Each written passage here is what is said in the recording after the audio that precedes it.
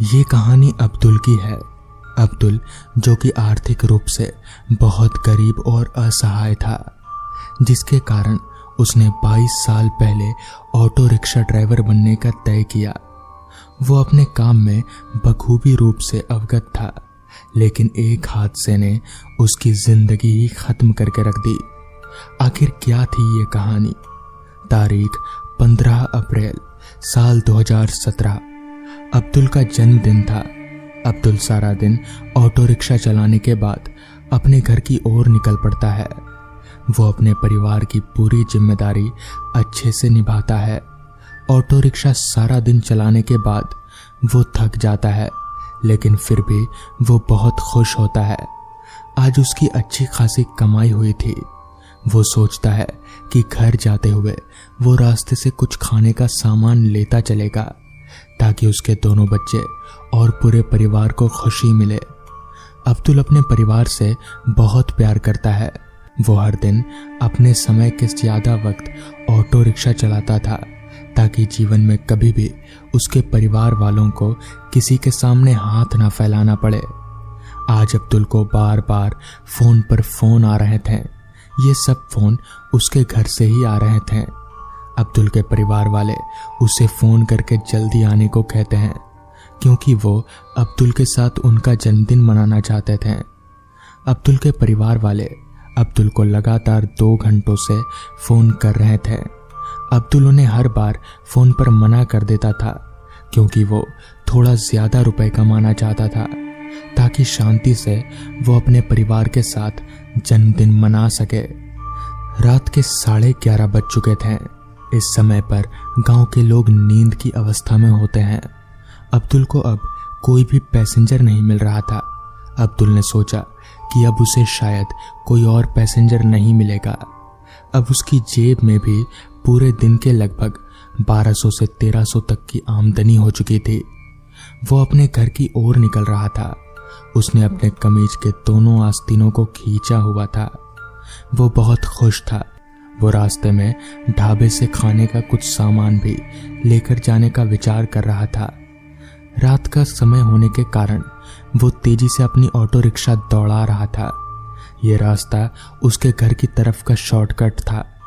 वो ऑटो को जैसे हवा से बातें करवा ही रहा था, तभी अचानक से एक तेज रोशनी उसकी आंखों के सामने पड़ी और वो खुद को बचाने के लिए ऑटो रिक्शा के हैंडल को खींचकर दूसरी ओर किया। अंधेरा होने के कारण ये पता नहीं चला कि उसका रास्ता कब बदल चुका है। वो जिस रास्ते पर अब था, ये रास्ते से उसकी एक खास जान पहचान थी। वो ये थी कि इस रास्ते से अब्दुल का गहरा संबंध रहा है। 22 साल पहले वो इसी रास्ते से गुजर रहा था। अब्दुल को उस रास्ते पर जाते ही अजीब सी आवाजें सुनाई देने लगी। उसे अपना वही सफर फिर से याद आने लगा। वो इसी दिन 22 साल पहले आया था। रास्ता बेहद सुनसान था। वो आगे आगे जल्दी जल्दी बढ़ रहा था, तभी अचानक से उसकी ऑटो रिक्शा के सामने एक लड़की आ गई। लड़की की शक्ल देख अब्दुल बहुत डर गया। अब्दुल की आंखें बंद हो गई। उसने आंखों को मसला और फिर से आगे की ओर देखने लगा, लेकिन इस बार वहां पर कोई लड़की नहीं थी। उसी पल अब्दुल के कंधे पर उसी लड़की का हाथ आता है। वो बेहद ठंडी हवा में पसीने से लथपथ हो जाता है। वो लड़की उसे धीमी सी आवाज में कहती है, भैया आगे की तरफ चलेंगे? अब्दुल घबराते हुए नहीं कह देता है। वो कहता है कि मुझे अपने घर जाना है। फिर वो लड़की कहती है, मैं तुमको तुम्हारे घर तक पहुंचा दूंगी। अब्दुल डरते हुए उसे ऑटो रिक्शा में बैठा लेता है। वो अपना फोन निकालकर अपने घर फोन करने की कोशिश करता है, लेकिन उसके फोन में नेटवर्क नहीं आ रहा था। तभी वो लड़की बोलती है, यहाँ फोन नहीं चलता। अब्दुल इस वक्त हद से भी ज्यादा घबरा जाता है जब उसे पता चलता है कि जो लड़की उसकी ऑटो रिक्शा में बैठी हुई है, उसका चेहरा आगे शीशे में नहीं दिख रहा है। अब्दुल उस लड़की को डर से देखने के लिए पीछे मुड़ता है, तो उसका ऑटो रिक्शा से नियंत्रण हट जाता है। और उसकी ऑटो एक बड़े से पेड़ से जबरदस्त टकरा जाती है। इसमें अब्दुल की वहीं तुरंत मौत हो जाती है। उधर अब्दुल के घर पर उसके परिवार वालों का माहौल अब बहुत चिंतित हो जाता है। पूरी रात अब्दुल की कोई खबर नहीं मिल रही थी, फोन भी नहीं लग रहा था। अब्दुल के बच्चे और अब्दुल की पत्नी बहुत चिंतित थे। तभी उनका एक पड़ोसी उनके पास आता है और अब्दुल की पत्नी को अखबार दिखाते हुए कहता है, क्या कल अब्दुल सांगूर इलाके से आ रहा था क्या? उसकी पत्नी के मुताबिक उसे कोई जानकारी नहीं है, लेकिन ये अब्दुल नहीं हो सकता। वो गाड़ी कभी लापरवाही से नहीं चलाता। वो इतने विश्वास से इसलिए कह पा रही थी क्योंकि अखबार में मरने वाले की कोई तस्वीर नहीं थी। अब्दुल के घर के सामने अचानक से एक पुलिस की गाड़ी पहुंचती है। सभी बहुत घबरा जाते हैं। पुलिस के हाथ में एक तस्वीर होती है। यह तस्वीर अब्दुल के शव की होती है। पुलिस वाला अब्दुल की पत्नी से जब पूछता है तो उसकी पत्नी अपना सिर हाँ में हिलाती है। अब्दुल की पत्नी अब्दुल का मृत शरीर देखकर अपने आप को रोक नहीं पाती। उसके आंसू बहने लगते हैं। बच्चे भी बहुत ज्यादा रो रहे थे। पूरे परिवार में रोने बिलखने और किनकिनी का माहौल पसर जाता है। दरअसल आज से 22 साल पहले जब अब्दुल पहली बार यहाँ आया था, तब एक रात वो उसी रास्ते से गुजर रहा था। तब अब्दुल को शराब पीने की आदत लगी पड़ी थी। वो उस रास्ते से गुजर ही रहा था कि अचानक उसकी गाड़ी के आगे एक लड़की आ गई। इससे पहले कि अब्दुल ऑटो संभाल पाता, ऑटो तेजी से उस लड़की से टकरा चुकी थी। वो लड़की बहुत ज्यादा घायल हो गई और बेहोश भी, मगर क्योंकि अब्दुल नशे की हालत में था तो उसे लगा कि वो लड़की मर गई। उसने उस बेहोश लड़की को लाश समझकर पास के पुल से नीचे फेंक दिया और तब जाकर वो लड़की मर गई और आज उसी का अंजाम अब्दुल को भुगतना पड़ा। तो दोस्तों, ये थी आज की पहली कहानी। तो चलिए बढ़ते हैं आज की दूसरी कहानी की ओर। बिलोरा गांव का कब्रिस्तान बहुत ही डरावना था। कोई भी इंसान रात में कब्रिस्तान के अंदर कदम रखने तक की हिम्मत नहीं करता था। इसका कारण था मुर्दों की आहट। जब भी कोई उस कब्रिस्तान से अकेला आता या जाता या फिर उसके पास से गुजरता तो मुर्दे उसका पीछा करते थे और वो जैसे ही उन मुर्दों की आहट सुनकर पीछे घूमता तो वहीं उसकी मौत हो जाती। बिलोरा गांव के कई लोग तो ये कहानियां सुनाते थे। तभी अनिल बोलता है, मेरे मामा जी एक रात कब्रिस्तान के रास्ते से आ रहे थे। वो डरे हुए थे, इसलिए हनुमान मंत्र पढ़ते आ रहे थे। उन्हें कब्रिस्तान के भूतों के बारे में पता था। फिर उन्हें मुर्दों की आहट सुनाई देने लगी। वो सीधा सामने देखकर चलने लगे और फिर उन्हें मामा जी की आवाज़ सुनाई दी और मामी जी की आवाज़ सुनते ही वो मुड़ गए और फिर मुर्दे घसीटकर उन्हें कब्र में लेकर चले गए। इस पर मन्नू ने कहा, तुझे ये सब कैसे पता चला? इस पर अनिल बोला, क्योंकि अगली सुबह तक मेरे मामा जिंदा थे। उन्होंने अपने साथ हुआ सब कुछ मेरे पिताजी को बताया और पिताजी ने मुझे बताया। इस पर मन्नू ने कहा, फिर तो वो कब्रिस्तान बहुत खतरनाक है यार। इस पर राम बोला, ऐसा कैसे हो सकता है? सुना है बूढ़ा मुकेश उस कब्रिस्तान का सालों से रखवाली कर रहा है। इस पर मन्नू बोला, हाँ वो तो है। अगर कब्रिस्तान में मुर्दे हैं तो मुकेश अभी तक जिंदा कैसे है?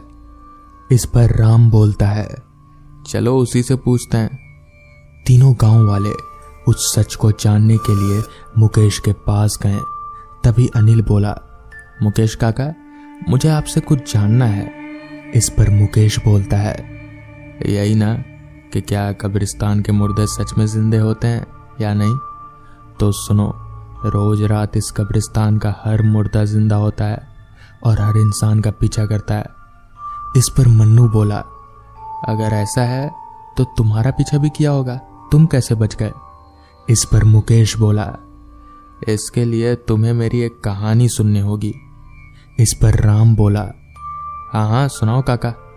इस पर मुकेश ने कहानी शुरू की। आज से 35 साल पहले की बात है। मैं और मेरा दोस्त सुरेश दोनों अनाथ थे और काम की तलाश में बिलोरा पहुंचे। यहाँ हम इस चर्च में फादर एंथोनी से मिले और फादर से बोले, फादर, हम दोनों यहाँ काम की तलाश में भटक रहे हैं, क्या आपके पास हमारे लिए कोई काम है? इस पर फादर ने कहा, काम तो बहुत है मगर डेंजर है, तुम दोनों की जान भी जा सकती है। इस पर सुरेश बोला, वैसे भी हम भूख से तड़प तड़प कर मर ही जाएंगे, चारों ओर सूखा छाया है, कोई काम नहीं है। इस पर फादर बोले, ठीक है। फादर एंथोनी हमें कब्रिस्तान में ले गए और बोले, ये बहुत ही पुराना कब्रिस्तान है, यहाँ अंग्रेजों की कब्र है, तुम्हें इस कब्रिस्तान का रखवाली करना है। इस पर सुरेश बोला, भला इस कब्रिस्तान को रखवाली की क्या जरूरत है? इस पर फादर बोले, कब्रिस्तान को रखवाली का जरूरत नहीं है, पर तुम्हें यहाँ आने वाले लोगों को रोकना होगा, तुम्हें उन लोगों की रक्षा करनी होगी। इस पर मुकेश बोला, पर कैसे? इस पर फादर बोले, इन मुर्दों से, ये मुर्दे रात के अंधेरे में जिंदा हो जाते हैं और जिंदा इंसानों का पीछा करते हैं। जो भी इनकी आवाज सुनकर पीछे मुड़ता है उसका मौत तो पक्का। इस पर सुरेश बोला, फिर तो वो मुर्दे हमें भी मार डालेंगे। इस पर फादर बोले, हाँ, अगर तुम पीछे मुड़े तो, इसलिए कहा था ना ये काम जोखिम भरा है, सोच लो तुम दोनों ये काम करना चाहते हो या नहीं।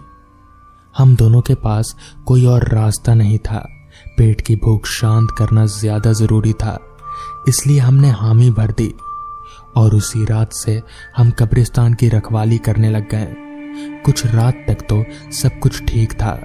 एक रात हमें लगा जैसे कोई हमारा पीछा कर रहा है। तभी मैंने कहा, सुरेश, जैसे हमारे पीछे कोई है, लेकिन गलती से पीछे मत मुड़ना, चुपचाप गेट तक चल। हम लोग डरते हुए गेट तक आए और सुबह होने तक वहीं बैठे रहे। कई बार हमारे साथ ऐसा हुआ और हम हर बार गेट पर आकर बैठ जाते हैं। पता नहीं क्यों मुर्दे गेट तक नहीं आ पाते थे। कई साल बीत गए, हम बिलोरा गांव में खुश थे। सुरेश को एक लड़की गौरी से प्यार हो गया था।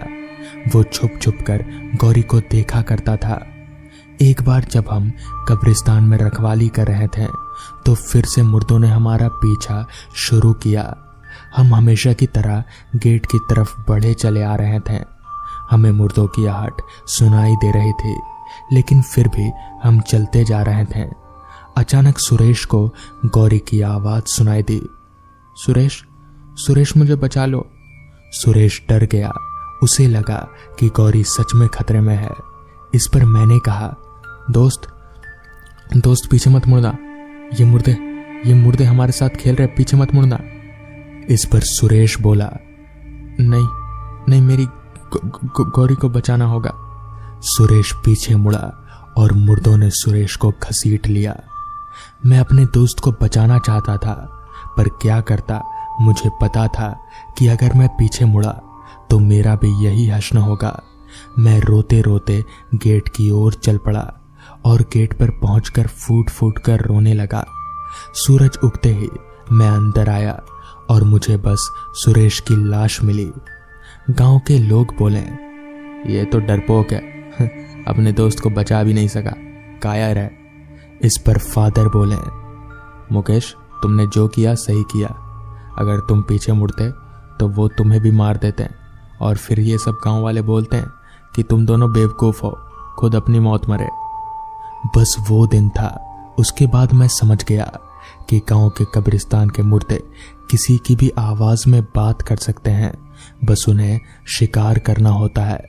मैं 35 साल से इस कब्रिस्तान में रखवाली कर रहा हूं ताकि और आदमी इन मुर्दों का शिकार ना हो सके, पर गांव वाले इसे मनगढ़ंत बात कहते आते हैं। कुछ गांव वाले इन मुर्दों का शिकार भी बने, पर मेरी कोई सुनता ही नहीं है। तुम लोग मेरी बात हमेशा याद रखना, पहले तो इस कब्रिस्तान के आसपास बिल्कुल मत आना, और दूसरा, अगर कभी आना पड़े भी, यहाँ से गुजरना पड़े भी, तो मुर्दों की आहट सुनकर पीछे मत मुड़ना। बूढ़ा मुकेश इतना बोलकर अपने काम पर निकल गया और यहाँ ये तीनों दोस्त बातें करने लगे। बूढ़ा मुकेश तो सच बोल रहा था यार। हाँ, हो सकता है, पता नहीं, अब कौन जोखिम उठाए। चलो छोड़ो, घर चलो अपने। तो दोस्तों, ये थी आज की कहानियाँ। दिसंबर का महीना मेरे लिए थोड़ा मुश्किलों भरा होता है। दिन छोटे होने की वजह से स्कूल से घर लौटते समय रास्ते में ही अंधेरा हो जाता है। उस दिन संयोग कुछ ऐसा हुआ कि मुझे स्कूल से घर के बजाय ससुराल जाने का कार्यक्रम बन गया। नेशनल हाईवे पकड़ते ही मेरी मोटरसाइकिल ने रफ्तार पकड़ ली।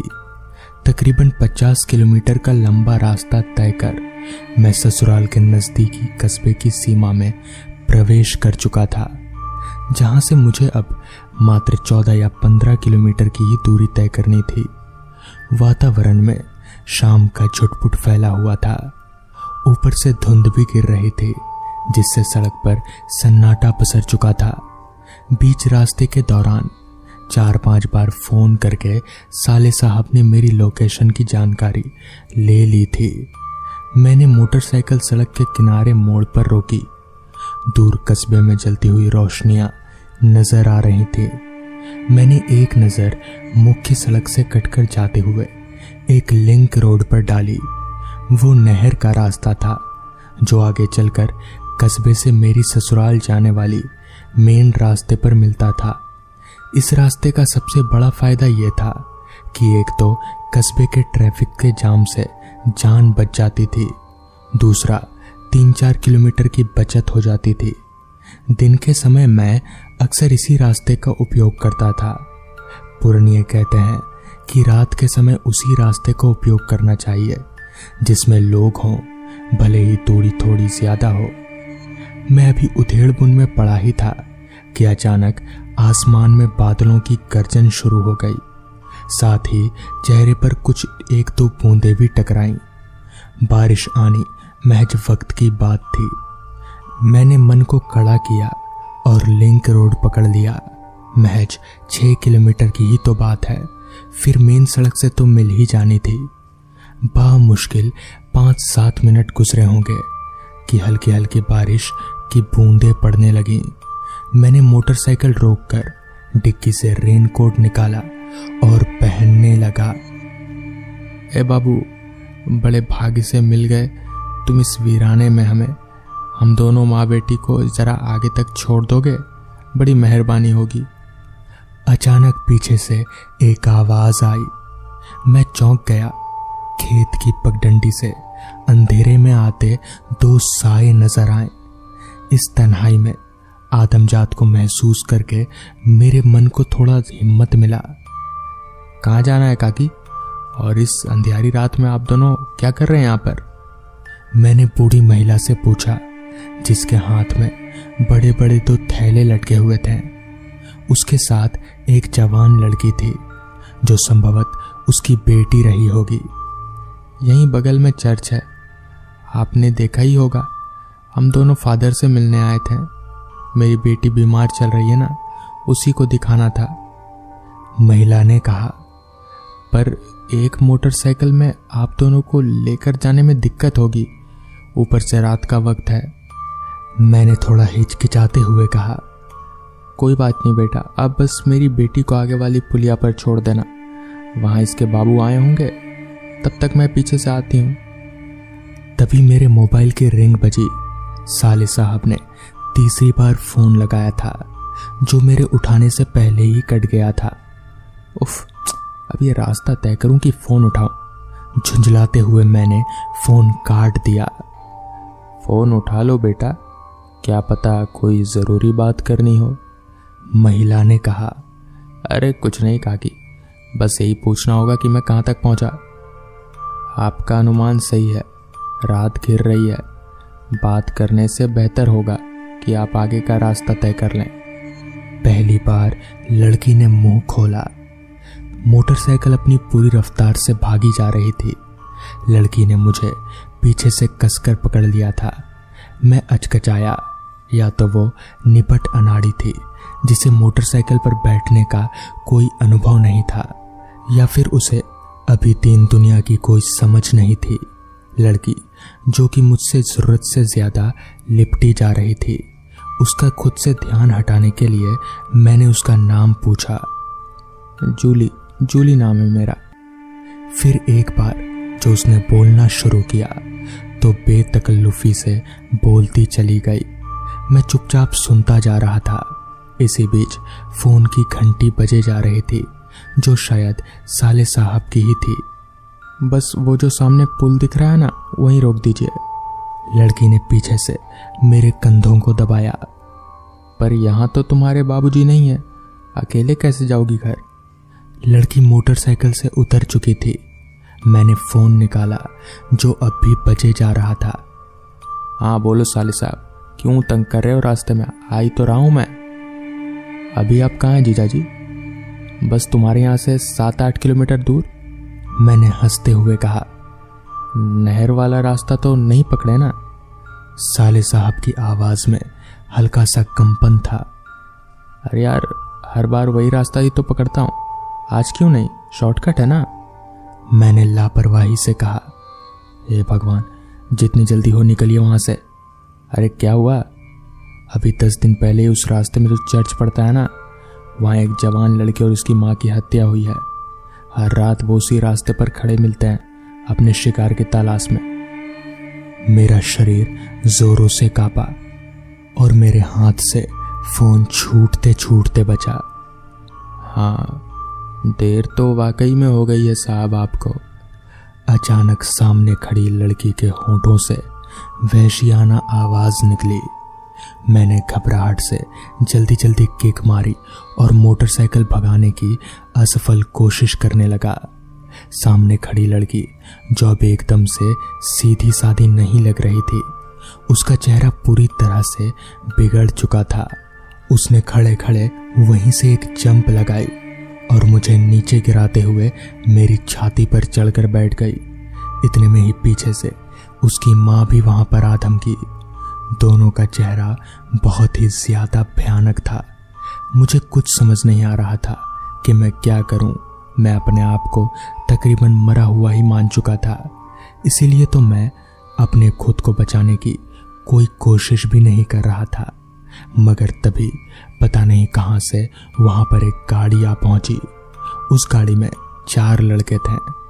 उन लड़कों को देखते ही वो दोनों आत्माएं पता नहीं कहां गायब हो गईं। पता नहीं वो लड़के कौन थे, मगर उन्होंने मेरी मदद की, मुझे उठाया। फिर मैं बाइक लेकर सीधे अपने घर पहुंचा। उस दिन के बाद से मैंने वो रास्ता दिन के समय भी कभी नहीं लिया। तो दोस्तों, ये थी आज की कहानी। अगर आपको यह कहानी पसंद आई हो तो चैनल को सब्सक्राइब कर लें। तो मैं आपका दोस्त आर्यन जल्द ही मिलूंगा आपसे ऐसी ही एक कहानी के साथ।